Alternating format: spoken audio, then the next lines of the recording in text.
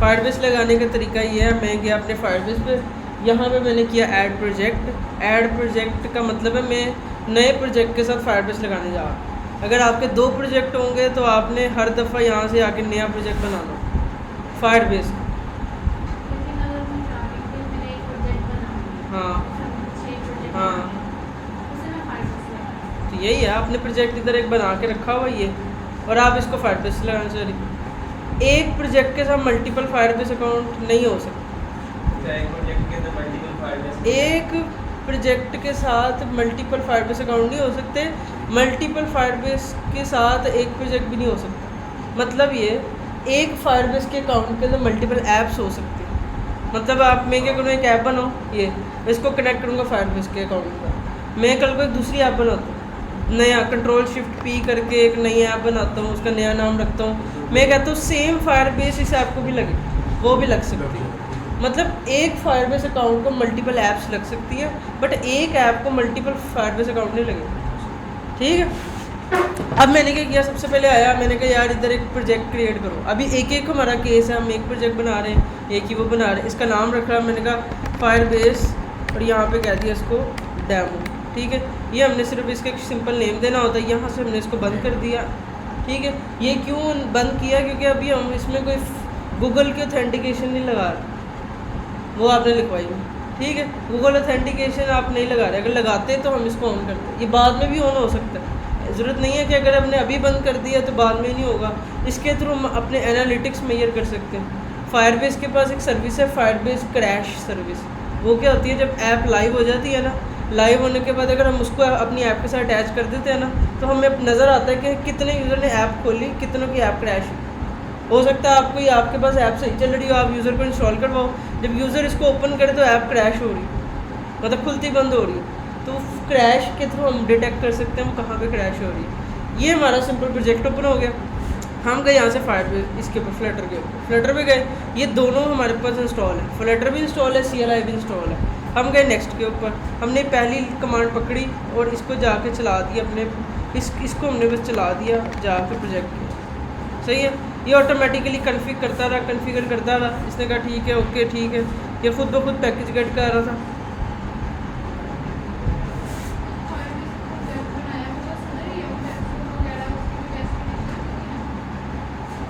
कुछ भी नहीं। ये उसके बाद क्या कहते हैं, उसने कहा कि ये आप ऐड करो, मैंने ये ऐड कर दिया। उसके बाद सेकंड कमांड चलाई, ये दिस वन, और सेकंड कमांड पेस्ट की। अब वो मुझसे पूछेगा कौन कौन से प्लेटफॉर्म पे फायरबेस ऐड करनी है, तो मैं गया इधर कमांड,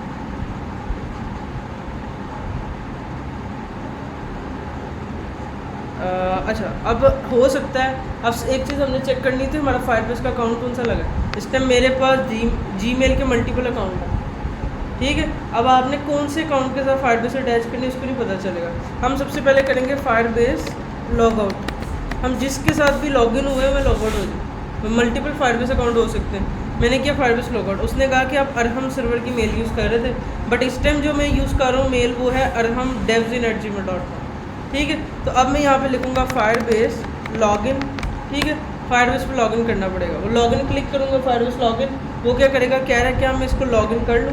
मैंने कहा हाँ कर लो, वाई लिख के एंटर किया, उसने ऑटोमेटिकली ब्राउज़र खोला। मैंने कहा हाँ ये वाली मेल है मेरी, ये मैंने जैसे ही मैं करूँगा अब क्या होगा, वो कहेगा अलाउ करना चाहते हो। मैंने कहा हाँ मैं अलाउ करना चाह रहा हूँ। उसने कहा कि ठीक है फायरबेस सक्सेसफुली लॉगिन। अब यहाँ पे वो लग चुकी है। अब मैं अपनी जो लास्ट कमांड मैंने चलाई थी, जो सेकंड कमांड थी यहाँ पे, वो मैंने चलाई, ये वाली। ठीक है, वो कहता है ठीक है, उसने ऑटोमेटिकली वो देख रहा है क्या इस ईमेल के अगेंस्ट पड़ा हुआ, उसे मिल गया। अब वो कहता है कौन कौन सा प्लेटफॉर्म लगाना चाह रही है, 4 प्लेटफॉर्म फायरबेस सपोर्ट करती है, कौन सा लगाना चाह रहा है। अब मैं स्पेस प्रेस करके इसको सिलेक्ट या अनसेलेक्ट कर सकता हूँ।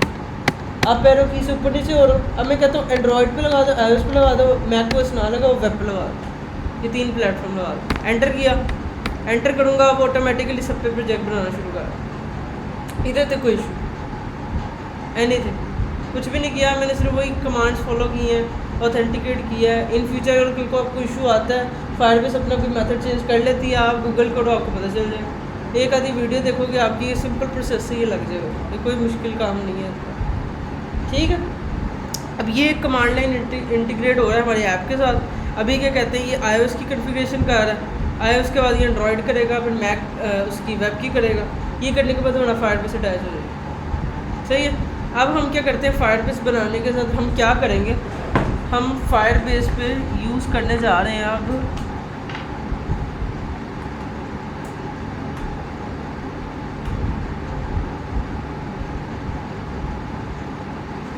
ठीक है। ये हमारी जो सी फायरबेस की है सर्विस, देखो वेब हुई, वो कह रहा है ठीक है सब कुछ हो गया, क्या आप इसकी कन्फिगरेशन करना चाह रहे हो। मैंने कहा वाई, क्योंकि वो मुझसे पूछता है वाई, येस और नो, मैं उसको वाई कर रहा हूँ, सिर्फ अलाउ करने मैंने हाँ कर दो कर दो कर दो, वो खुद ब खुद चेंजेस कर रहा है। और ये करने के बाद जब उसने कहा कि ये 3 प्लेटफॉर्म आपके इंटीग्रेट हो चुके हैं, ठीक है, मुझे पता कैसे चला है कि मुझे उसने कहा कि आप सक्सेसफुली आपका जो सा है ना वो हो चुका है। और हमने क्या किया, अभी अभी आपके ना प्रोजेक्ट के अंदर एक फ़ाइल ऐड किया है फायरबेस ऑप्शंस की, खुद ब खुद इसमें सारी कन्फिगरेशन लगी है। जब भी हम फायरबेस यूज़ करेंगे हमारे पास 3 ये पैकेज होना ज़रूरी है। फायरबेस कोर का, फायरबेस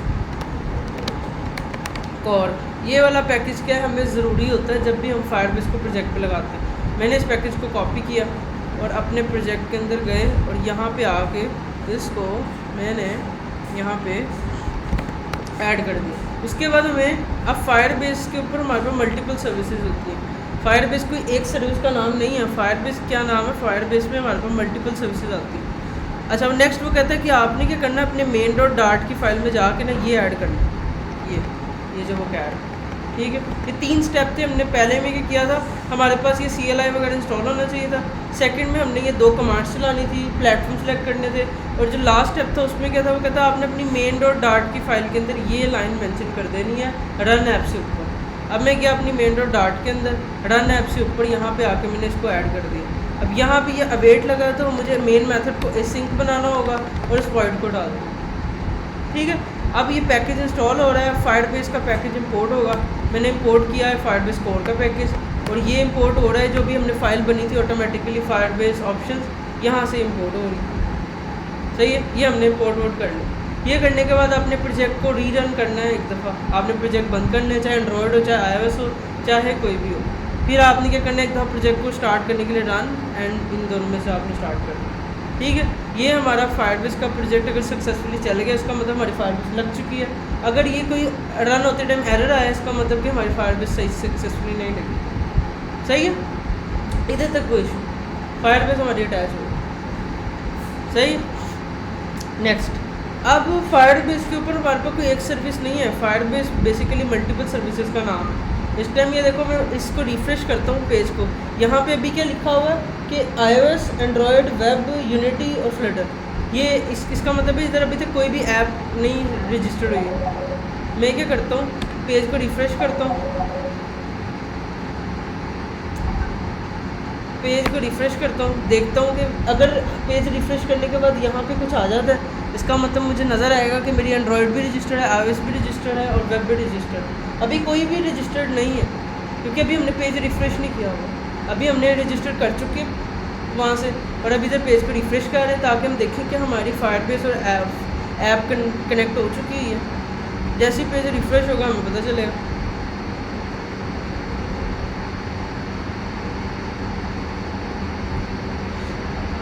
और ये देखो इधर ऑटोमेटिकली उसी पेज पर रिफ्रेश के बाद 3 ऐप लिखा है। और मैं इस पर देखो क्लिक करता हूँ, मुझे बताएगा कि अभी हमने एंड्रॉयड के लिए कन्फिग्रेशन किया, एक iOS के लिए की है और एक वेब के लिए की। ये मैंने कहाँ से की थी, अपनी कमांड लाइन से की थी। पेज रिफ्रेश किया, उसको डिटेक्ट हो गया। अगर कोई और नई ऐप ऐड करनी है, ऐड पे क्लिक करो, यहाँ पे वही प्रोसेस आ जाएगा, आप आगे फॉलो करो उसको जब जहाँ चाहे, ठीक है। अब फायरबेस के अंदर हमारे पास मल्टीपल सर्विस होती है। यहाँ पे बिल्ड पे क्लिक करूँगा, ये सारी सर्विसेज फायरबेस की सर्विस है। आप इंटरव्यू पे जाओगे वो आपसे पूछेगा आपने फायरबेस की ऑथेंटिकेशन सर्विस पे काम किया है, आपने फायरबेस की फायर स्टोर पे काम किया, रियल टाइम पे किया है या एक्सटेंशन पे किया या स्टोरेज पे किया, होस्टिंग पे किया, फंक्शन पे किया, लर्निंग पे किया, किस पे किया।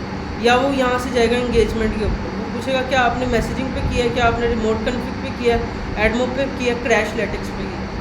ये सारी की सारी फायरबेस की सर्विसेज है।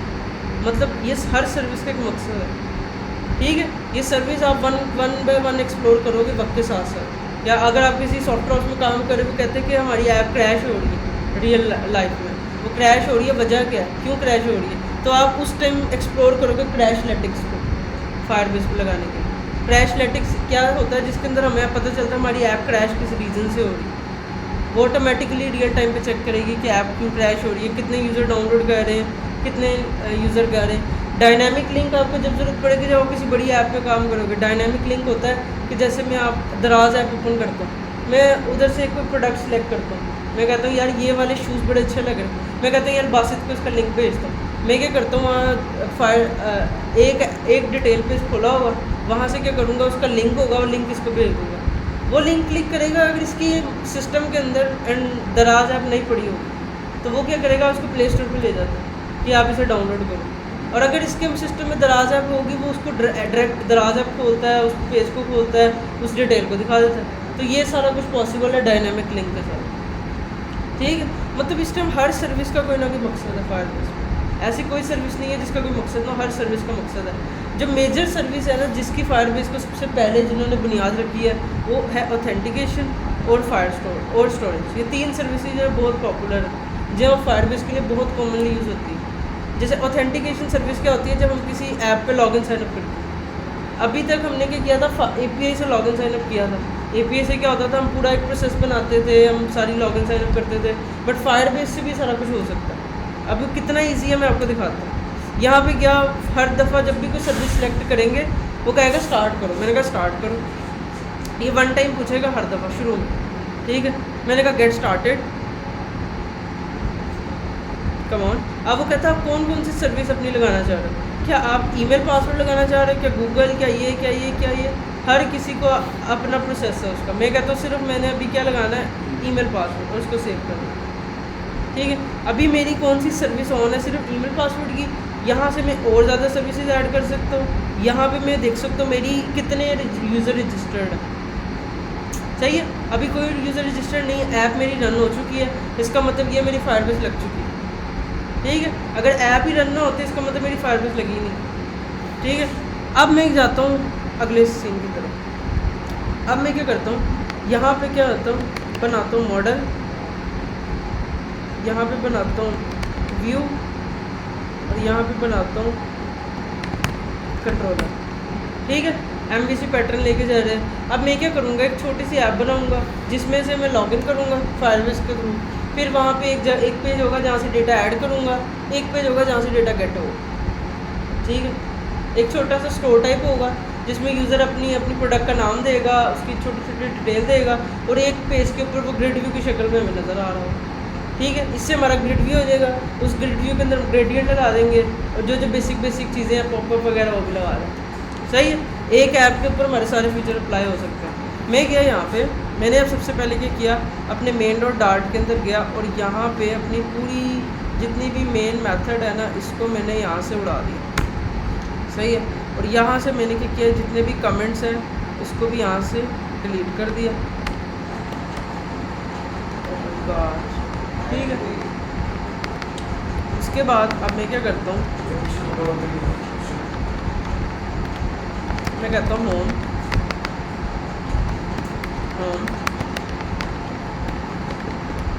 स्क्रीन, ठीक है। और यहाँ पे आता हूँ मैं अपने व्यू के अंदर, यहाँ पे आके एक स्क्रीन ऐड करता हूँ, होम स्क्रीन डॉट डार्ट, ठीक है। और यहाँ पे आके इंपोर्ट मटेरियल डॉट डार्ट, और यहाँ पे आके एक स्टेटलेस विजेट, और यहाँ पे आके होम स्क्रीन, ठीक है। और यहाँ पे आके इसको कह दिया भाई ये है एक स्कैफोल्ड, और यहाँ पे क्या हो गया, एक इसकी बॉडी, ठीक है। और ओके, अब एक हमारा होम पेज होगा जहाँ पे हमारी सारी प्रोडक्ट्स नज़र आएंगी। एक स्क्रीन होगी हमारी जहाँ से प्रोडक्ट ऐड होंगे। मैं कहता हूँ add product screen dot dart, ठीक है। जिस तरह से मैंने ये होम बनाई है बेसिक, यही सारा काम मैं ऐड में भी ऐड करता हूँ। इधर भी करता हूँ, इसका नाम कर देता हूँ डी ऐड प्रोडक्ट स्क्रीन, ठीक है। और यहाँ पे आके मैं क्या करता हूँ, एक कॉलम लेता हूँ, सही है, उसके अंदर चिल्ड्रन लेता हूँ। अब इधर टेक्स्ट फील्ड लगाने, अब टेक्स्ट फील्ड लगाने का तरीका इधर ही मैं टेक्स्ट फील्ड लगा दूँ, बट मैंने कस्टम विजेट यूज़ करना, ठीक है। अब मैं क्या करूँगा, अपनी टेक्स्ट फील्ड पहले इधर एक जेनेरिक बनाता हूँ। मुझे चाहिए क्या क्या, एक टेक्स्ट फील्ड चाहिए, उस टेक्स्ट फील्ड के अंदर इसका कंट्रोलर होगा, उसकी हाइट विड्थ होगी, सारा कुछ होगा। अब मैं गया अपने व्यू के अंदर, बाहर लिब के अंदर, यहाँ पे क्या किया, एक फ़ोल्डर बना दिया कॉमन करके, या कॉमन विजेट या वटेवर कुछ करके बना दिया। ठीक है, यहाँ पे बनाने के बाद अब क्या करता हूँ, मैं एक फ़ाइल बना देता हूँ जिसमें लिख देता हूँ text field custom text field dot. ठीक है, सही है भाई, देख ले, मैं ये तुम्हारे इसका चल रहा है। ठीक है, कस्टम टेक्स्ट फील्ड की एक क्लास बना दी। ठीक है, यहाँ पे आया, इंपोर्ट किया मटेरियल डॉट। ठीक है, यहाँ पे आया, एक क्लास बनाई स्टेटलेस, उसको कह दिया कस्टम टेक्स्ट फील्ड। सही है, यहाँ पे आया, उसको कहा मैंने कि भाई आपके पास एक टेक्स्ट फील्ड होगी, उसको लगा लो। सही, जितना हम पार्ट कस्टम टेक्स्ट फील्ड में रखना चाहते हैं उसको मैंने उठा के इधर रखा। ठीक है, यहाँ पे अब जब भी हम टेक्स्ट फील्ड लगाते हैं हमें क्या क्या चाहिए होता है, हमें एक कंट्रोलर चाहिए होता है। जितनी भी चीज़ें चाहिए हमने पैरामीटर से ले लेनी। लेट्स सपोज मैंने कहा कि वार, एक हमें कंट्रोलर चाहिए, एक हमें चाहिए हिंट टेक्स्ट, उसके बाद और क्या चाहिए, और क्या होता है, कंट्रोलर होता है, हिंट टेक्स्ट होता है, क्या दे दूँ, टेबल, वो क्या होता है, लेबल हिंट एक ही है, हिंट पे दूंगा, लेबल नहीं दूंगा। चलो लेबल ले लेते हैं, लेबल टेक्स्ट ले लेंगे, लेबल टेक्स्ट, और क्या, नाउ थोड़े मुश्किल, बस ये हमें टेक्स्ट फील्ड, अगर तुम इधर टेक्स्ट फील्ड लगाते यहाँ पे तो क्या क्या लेते हैं, एक कंट्रोलर लेते हैं, यहाँ पे एक कंट्रोलर लेते हैं और एक टेक्स्ट नाम रखते हैं। तो मैंने वही दो चीज़ें उधर पैरामीटर को दे दी, सिंपल रखा है काम।